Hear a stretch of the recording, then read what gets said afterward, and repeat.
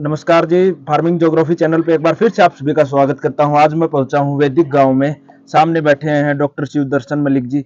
अगर मैं बात करूँ तो काफ़ी वीडियो जो है इनकी आई हैं वैदिक गांव को लेकर, लेकिन आज जिस टॉपिक पर हम बात करेंगे, जानेंगे कि क्या-क्या कुछ कठिनाइयाँ आई हैं अब तक के काम में और कितना काम कंप्लीट हो चुका है। नमस्कार सर, नमस्ते भाई, नमस्ते। कैसे हो? बस बिल्कुल बढ़िया, आनंद। क्या कुछ चल रहा है अभी मैं बात करूँ तो कितना कुछ काम? काम अभी 20% कंप्लीट हो चुका। अच्छा, अच्छा। एक शुरुआत है, शुरुआत के अंदर जो है बिल्कुल ज़ीरो से शुरू करना। हमारे पास बीकानेर तो पूरा का पूरा सेटअप था। बीकानेर के अंदर जी, बना जी। हुई पूरी फैक्ट्री थी, 18-20 कमरे थे। लेकिन वो सारे सीमेंट, कंक्रीट और उस टाइप के बने हुए थे। तो जब नेचुरल बनाना था तो ज़ीरो से शुरू करना था।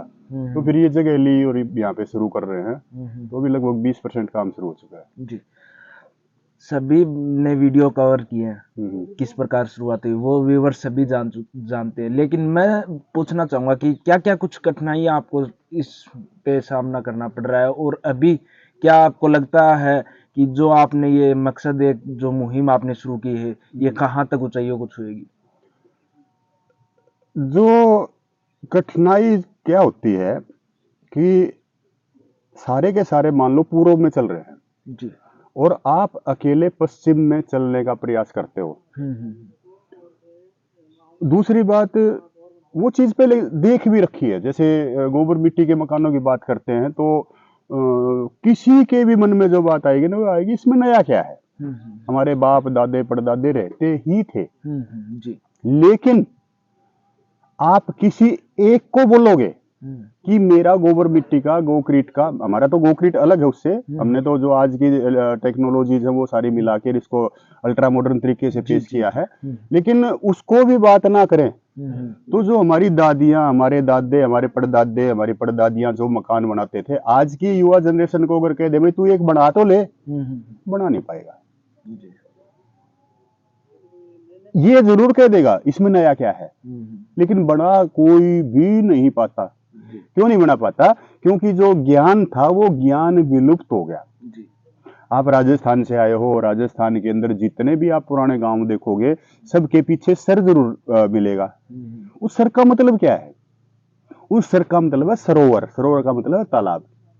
राजस्थान के अंदर जो ये अपने महाराजा गंगा सिंह पहले गंग कैनाल लेके आए, बाद में ये अपने इंदिरा गांधी कैनाल जो है ये आई। जी, जी।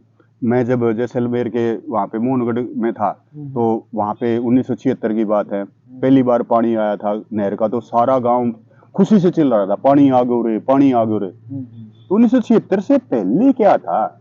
1976 से पहले हम सारे के सारे बरसात के पानी पे ही निर्भर थे और बरसात का पानी इकट्ठा कहाँ होता था? सरोवर में। तो सरोवर के आसपास गांव थे। तो उन सरोवरों की मेंटेनेंस, उन सरोवरों की देखभाल करना हमारे लिए जरूरी थी, हमारे जीवन के साथ जुड़ा हुआ था वो प्रश्न। तो सभी के सभी तालाबों से मिट्टी निकाल लेते थे। अब कहीं पे तालाब ही नहीं है, कहीं पे सर तो बचे हुए हैं। जितने भी गांव हैं सर के पीछे, नाम के पीछे हैं, लेकिन सरोवर एक भी गांव में नहीं है, सारे के सारे नष्ट हो गए। तो आज के दिन मिट्टी ही नहीं मिल रही, अच्छी मिट्टी, क्ले जो बोलते हैं, वो क्ले ही नहीं मिल रही। तो इस प्रकार की काफी समस्याएं हैं, लेकिन धीरे धीरे उनसे पार पाते जा रहे हैं, धीरे धीरे उन चीजों को देख रहे हैं। दूसरा है मैन पावर। इस काम को गाय, गोबर, मिट्टी और कृषि जो जीवन के आधार हैं, खेती नहीं होगी तो हम खाएंगे क्या? जी, जी। अगर गाय नहीं होगी तो ये दूध, ये घी, ये लस्सी, ये कहाँ से मिलेगा? और गोबर से सारा का सारा अपना चलता ही है। गोबर का खाद बनता है, गोबर से अपना जो है मकान लिपे जाते हैं, गोबर से उपले बनते हैं, ईंधन है। आज की अपने बात करें, आज 23 अपना 19 अक्टूबर है। आज विश्व एक बॉइलिंग पॉइंट पे खड़ा है। जी, जी। इधर से गाजा पट्टी के अंदर और इजराइल का झगड़ा चल रहा है, इधर से यूक्रेन और रूस का झगड़ा चल रहा है। कल को इसके अंदर ईरान भी डायरेक्ट अगर शामिल हो जाता है तो आपके साथ क्या बनेगा? जो वहां की पाइपलाइन से सप्लाई हो रही है, या जो ये जो तेल के जो बड़े बड़े शिप जो भारत में आ रहे हैं, एलपीजी की जो सप्लाई है, वो कहां से आएगी? वहां से आ रही है, वहां से वो बंद हो जाएगी। जी, जी। बंद होते ही आपके घर में एलपीजी का सिलेंडर नहीं होगा तो आप खाना कैसे पकाओगे? क्या ऑप्शन है? बिल्कुल। अगर आपके पास गाय है तो उसका गोबर है, गोबर से उपले बना लिए, थेपड़ी बना ली, आप अपने आराम से ईंधन के मामले में आत्मनिर्भर हो गए। तो गाय हमें आत्मनिर्भर बनाती है। तो लेकिन सारे के सारे इन चीजों से विमुख कर दिए गए एजुकेशन के द्वारा। एक गांव का बच्चा अगर 10वीं में 12वीं में 90% 95% नंबर ले आता है तो गांव के बाहर बोर्ड लग जाते हैं, इसने सफलता प्राप्त कर ली। सफलता क्या है कि अब ये गांव के अंदर नहीं रहेगा, अब ये गांव छोड़ के जाएगा ही जाएगा। और फिर कभी गांव में आए भी नहीं गा। सर 1 मिनट रोकना चाहूंगा इस टॉपिक पे। अगर मैं वर्तमान समय की अगर मैं बात करूं, आपके पास ट्रेनिंग पे काफी लोग जो यहाँ आते हैं, उनमें सबसे ज्यादा लोग शहर के आते हैं या फिर गांव से आते हैं? सबसे ज्यादा लोग वो आते हैं जो बाहर घूम फिर के, दूसरे देशों में घूम फिर के इन चीजों को देख के रियलाइज कर चुके होते हैं कि ये जो कंक्रीट वाला जंजाल है, ये है अप्राकृतिक जो चीज है, ये हमारे स्वास्थ्य के लिए ठीक नहीं है। तो जो अपने यहाँ पे सुख चाहता है, शांति चाहता है, विदेशों में घुमा हुआ है, वो आता है। जो हमारे गांव के आदमी है ना, वो इसकी तरफ देख के हंसते हैं ये भी कोई चीज है, ये भी कोई वो है।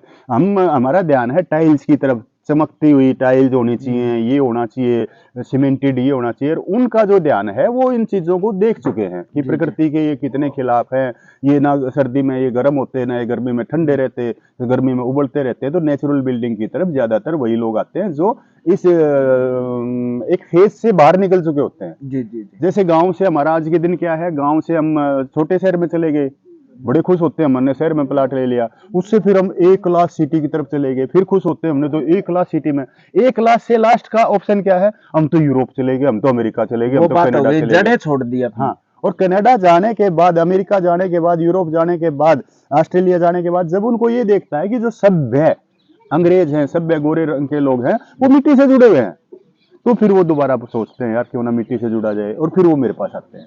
जी जी। सर ट्रेनिंग की बात करूं तो महीने में कितनी तारीख को ट्रेनिंग स्टार्ट होती है और कितने दिन की रहती है? लगभग 4 दिन की हमारी ट्रेनिंग होती है, और वो लास्ट के जो शनिवार इतवार है वो तो हम रखते ही रखते हैं। उससे पहले वाला शुक्रवार और उसके बाद वाला सोमवार भी इसमें रखते हैं, क्योंकि सैटरडे संडे जो है उसमें जो ऑफिस वाले लोग हैं, नौकरी पेशा लोग हैं, बिजनेसमैन लोग हैं, वो भी इसमें जुड़ पाते हैं। जी जी। तो हमारे 4 दिन होते हैं महीने की, आखिरी जो है शनिवार इतवार, और उसके अंदर पहला उससे जो शनिवार अपना शुक्रवार है, और जी जी। मंगल। तो अंतिम क्वेश्चन वही रहेगा कि कठिनाइयाँ, मतलब आप अपने ऊपर नहीं मानते कि कठिनाइयाँ आ रही हैं हमको या फिर नहीं आ रही है? नहीं, कठिनाइयाँ क्यों नहीं आ रही, कठिनाइयाँ बिल्कुल आ रही है। ट्रेंड मैन पावर कोई सब्जेक्ट ही नहीं है। नेचुरल बिल्डिंग का किसी भी सिविल इंजीनियरिंग के अंदर या किसी भी आर्किटेक्ट के अंदर एक वर्नाकुलर का नाम तो दे दिया गया, लेकिन प्रैक्टिकल करने के लिए कोई मैन पावर ही नहीं है। जब मैन पावर ही नहीं होगा तो काम कैसे होगा? एक एक आदमी को मैं ट्रेंड करता हूँ, यहाँ पे काम करते हैं, वही बंदा अगर 1 महीने के बाद चला जाए तो मेरे को नए सिरे से दूसरा आदमी ट्रेंड करना पड़ेगा। उसको ट्रेंड करेंगे, फिर वो जब तक काम करेगा, फिर बाई चांस वो भी चला जाए तो फिर तीसरा आएगा तो तीसरे को ट्रेंड करना पड़ेगा। कठिनाइयां हैं, लेकिन ये चैलेंज है, एक दौर है शुरुआती। इसके बाद धीरे धीरे हमारे पास मैन पावर भी इकट्ठी होती जा रही है, हमारे पास संसाधन भी इकट्ठे होते जा रहे हैं, और धीरे धीरे ये एक जो बीज है, ये बड़ का पेड़ तो बनेगा ही बनेगा। जी जी जी। तो सर आपसे अगर ट्रेनिंग लेना चाहें तो वो किस प्रकार आपसे संपर्क कर सकते हैं? मेरा व्हाट्सएप नंबर है 9812054982, इस पे व्हाट्सएप चलता है। जी जी। व्हाट्सएप के ऊपर अपना नाम, पता और ट्रेनिंग लिख के छोड़ देना होता है। व्हाट्सएप पे मैं जब व्हाट्सएप खोलता हूँ ना, तो मैसेज आए पड़े होते हैं, और उनके अंदर सबसे ज्यादा दुख क्या बात होती है, एक चीज लिखी मिलेगी, हाय, दूसरा फिर मैसेज आएगा हाय, तीसरा फिर हाय हाय हाय हाय। मेरे क्या पता भाई तुम्हारे कौन से को क्या तकलीफ है, तुम्हारे को क्या दवाई दूं मैं, कौन सी को किसको क्या दवाई चाहिए। जी जी जी। सुबह से शाम तक देखता हूँ 15 मैसेज आए, सारे के सारे हाय हाय हाय कर रहे हैं। तो भाई हाय हाय नहीं करना है, संस्कृति की तरफ लौट भी रहे हैं, और कहीं ना कहीं हाय पे भी मैसेज, हाय हेलो वाला मैसेज कर रहे हैं। तो हाय की जगह अपना नाम लिखो, गांव का नाम लिखो, शहर का नाम लिखो, और उसके बाद लिखो मैं ट्रेनिंग प्राप्त करना चाहता हूँ, प्रशिक्षण प्राप्त करना चाहता हूँ। तो आपको एक डिटेल मैसेज मिलेगा, वो मैसेज पढ़ लो। मैसेज पढ़ने के बाद एक एक चीज उसके अंदर क्लियर है, कहाँ पे आना है, क्या गूगल मैप के अंदर लोकेशन है, क्या करना है, कितनी फीस है, क्या कौन सा दिन है, वो सारा उसके अंदर डिटेल में मिल जाएगा। अगर ठीक लगे तो व्हाट्सएप ग्रुप का लिंक है सबसे नीचे, उसके अंदर जुड़ जाओ, आगे की वहां पे सूचनाएं मिलती रहेगी।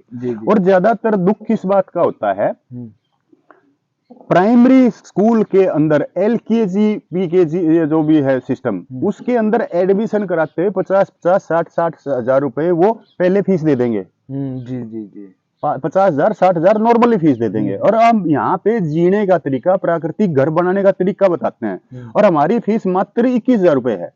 उस 21,000 को महंगा बताया जाता है, जबकि उसके अंदर हम पूरा का पूरा घर बनाना, गोबर की ईंट कैसे बनेगी जाते ही आप शुरू कर दो, उसका मोर्टार मसाला क्या होगा जाते ही वो बना लो, उसका लिपाई कैसे होगी वो अपना कर लो, अपना एक इको फ्रेंडली घर बना लो, तो उसका जो है आपके कितना पैसा बचेगा। जी जी। जैसे पंजाब का एक केस था, पंजाब वाला वो आया मेरे पास, डॉक्टर था, नेचुरल साइंस का वो स्टूडेंट था, इन चीजों को समझता था, यहाँ पे आ गया, ट्रेनिंग की, घर पे चला गया, 6 महीने के अंदर उसने अपना मकान बना लिया। तो उसके व्यू क्या थे कि डॉक्टर साहब अगर मैं सीमेंट कंक्रीट वाले उस मॉडल में जाता तो मेरे कम से कम 80 लाख रुपए लगते, जबकि ये मेरा घर 20 लाख में बन गया। तो 60 लाख की जो बचत हुई है वो किसकी हुई, मेरी तो नहीं हुई ना।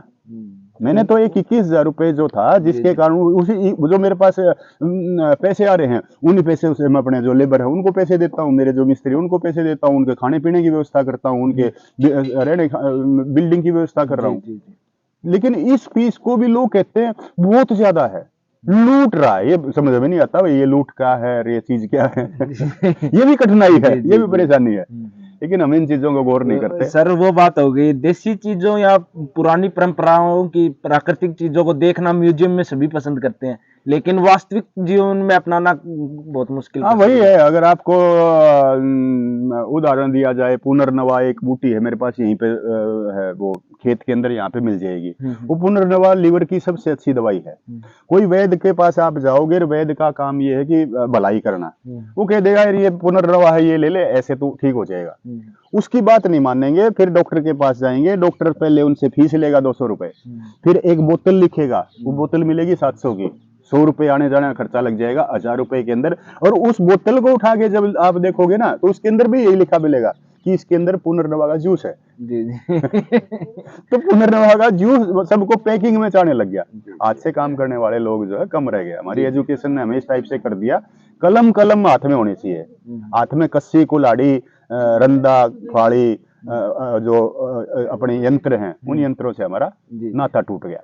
तो जैसा कि सर से जाना पूरी डिटेल जो है वैदिक गांव के आप सभी तक पहुंचाने की कोशिश किए हैं, सर से भी काफ़ी कुछ, मैं भी काफ़ी कुछ प्रभावित हुआ सर, काफ़ी कुछ आपसे भी जो है सीखने को मिला, और शायद व्यूअर्स को भी आपसे काफ़ी कुछ सीखने को मिलेगा। तो ऐसी कुछ जानकारियां जानने के लिए, देने के लिए बहुत बहुत धन्यवाद। Thank you sir. ठीक है भाई, नमस्ते।